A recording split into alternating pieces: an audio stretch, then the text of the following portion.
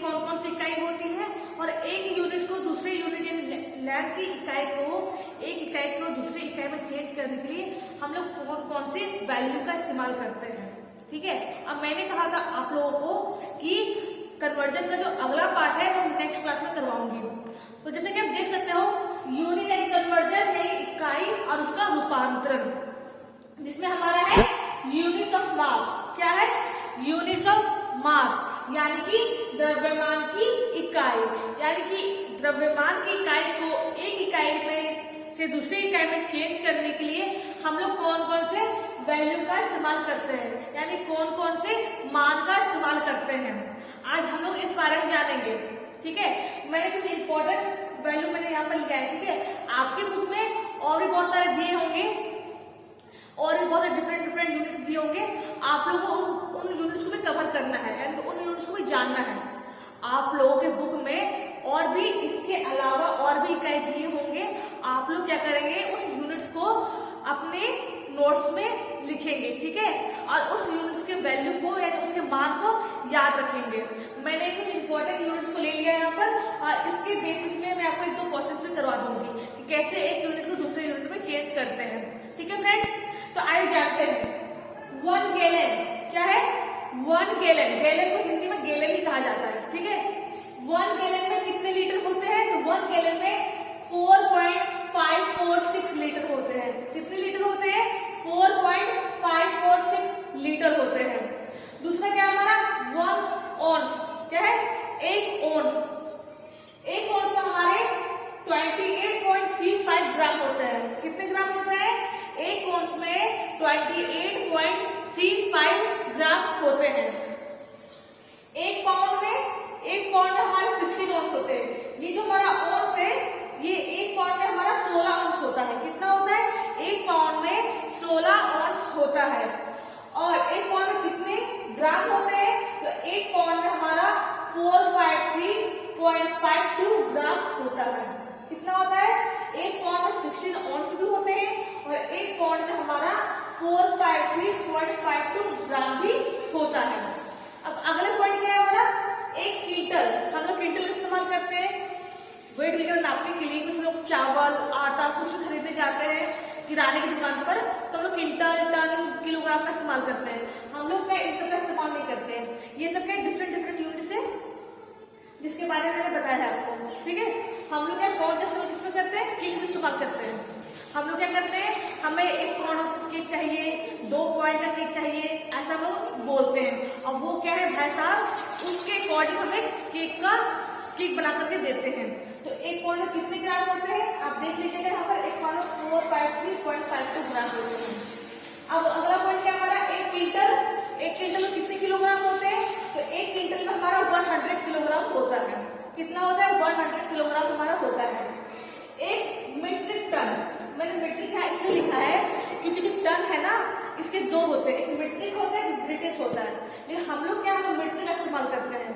हम लोग जो है अपने वेट वगैरह नापने के लिए हम लोग मीट्रिक का इस्तेमाल करते हैं। लेकिन कभी कभी आपसे पूछ लिया जाता है कि ब्रिटिश टन कितना होता है। 1 ब्रिटिश टन कितना होता है हमारा? तो 1 ब्रिटिश टन तो हमारा 1000 किलोग्राम होता है, यानी 1000 किलोग्राम होता है।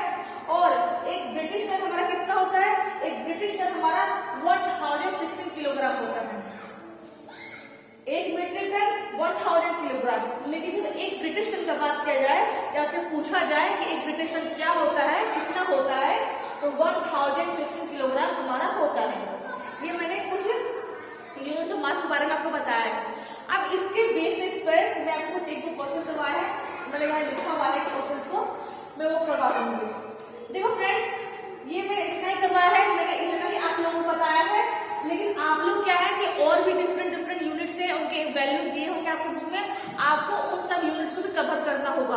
क्योंकि यूनिट एंड कन्वर्जन जो हमारा पार्ट है, जो चैप्टर है हमारा, बहुत ही मेन चैप्टर है, बहुत ही इंपॉर्टेंट चैप्टर है।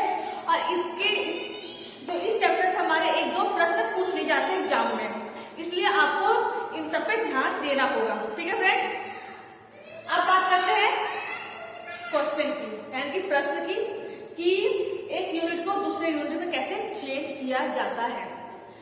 यहां मैंने लिखा है 5 गैलन को आप लीटर में चेंज करो। क्या करो, 5 गैलन को 1 लीटर में चेंज करो।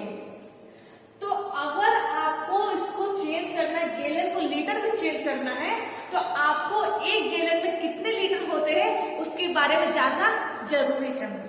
तो जैसे कि मैंने यहाँ पे लिखा है 1 गैलन में हमारा 4.546 लीटर होते हैं। तो ये क्या, ये हमारा मेन पार्ट हो गया। आप इसके जरिए आप इसको चेंज कर सकते हैं। तो 1 गैलन में कितना है, यहाँ मैं लिखती हूँ 1 गैलन में हमारा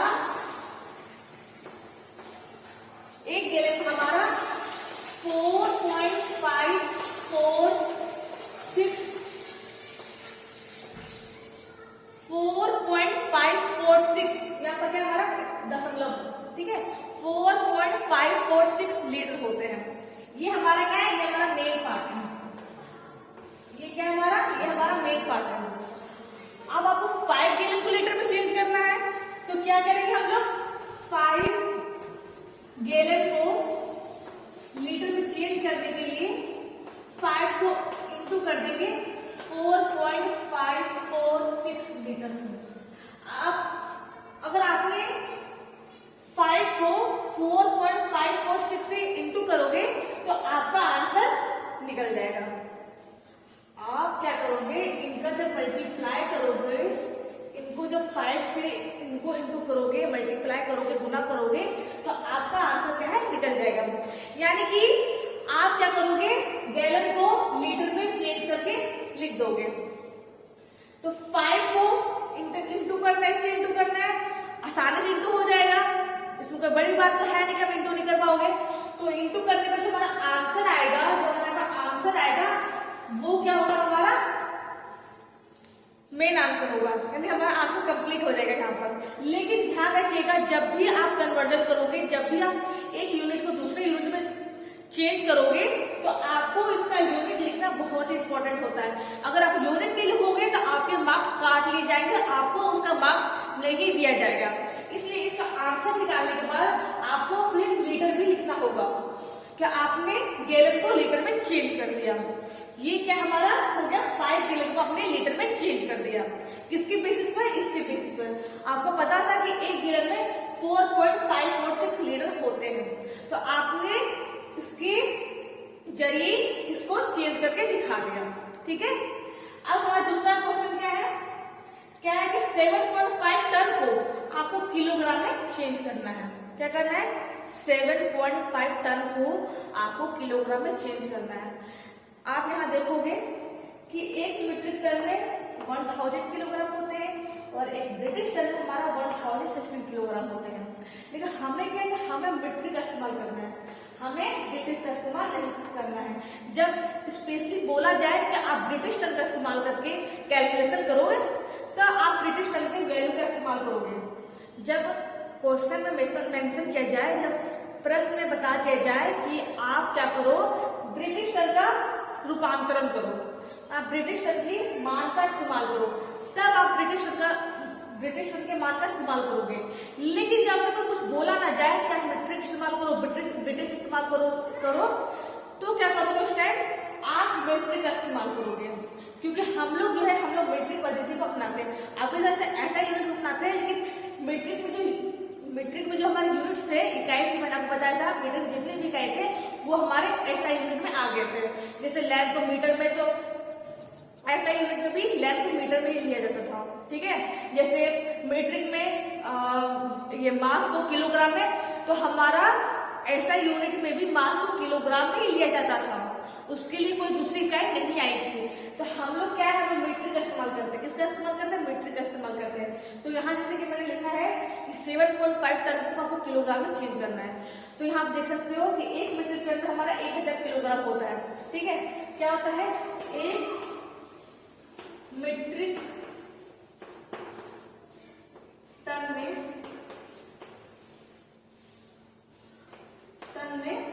कितने ग्राम होते हैं, 1000 किलोग्राम होता है, ठीक है। तो 7.5 को चेंज करना है, तो 7.5 टन तो इंटू करेंगे 1000 से, तो 7.5 इंटू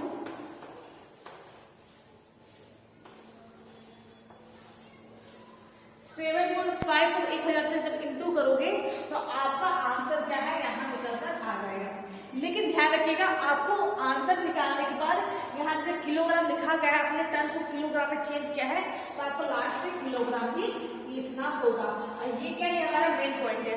अगर आप अपने आंसर निकाल लिया और आपने किलोग्राम नहीं लिखा है तो आपको उसका मार्क्स नहीं दिया जाएगा, आपका मार्क्स काट लिया जाएगा, आपका आंसर गलत हो जाएगा।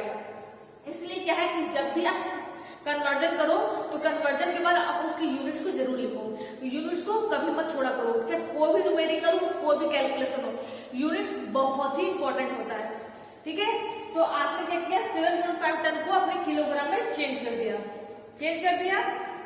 तो फ्रेंड्स, मैंने आपको यूनिट्स ऑफ मास के बारे में बताया कि क्या है यूनिट्स ऑफ मास होते हैं।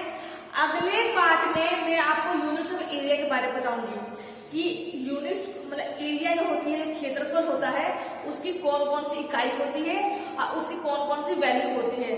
ठीक है, और उसके क्या क्या नाम होते हैं यूनिट्स ऑफ एरिया में। तो मैं अगले क्लास में आपको यूनिट्स ऑफ एरिया के बारे में बताऊंगी, फिर उसके बेसिस पे 1-2 क्वेश्चन भी करवाऊंगी। तो फ्रेंड, मैंने आपको यूनिट्स ऑफ मास के बारे में बताया कि यूनिट्स ऑफ मास क्या है। इसके अलावा भी आपको बुक में दिए होंगे, आपको यूनिट्स को कवर करना होगा, याद रखना होगा, और साथ ही साथ इस यूनिट्स की मदद से आपको क्या है, आपको घर में बैठे कैलकुलेशन भी सॉल्व करना होगा, क्योंकि कैलकुलेशन आप नहीं करोगे, मैथ नहीं बनाओगे, तो आप एग्जाम में भी मैथ नहीं बना पाओगे।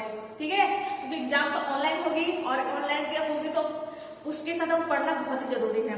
तो मैंने ये 2 क्वेश्चन को सॉल्व बता दिया है। ठीक है, आप क्या करना, बुक निकालना, बुक से क्वेश्चंस निकालना, उस क्वेश्चंस को सॉल्व करना, ये जरूर करना। ठीक है फ्रेंड्स, तो अगले क्लास में मैं आपको यूनिट्स ऑफ एरिया के बारे में बताऊंगी कि यूनिट्स ऑफ एरिया क्या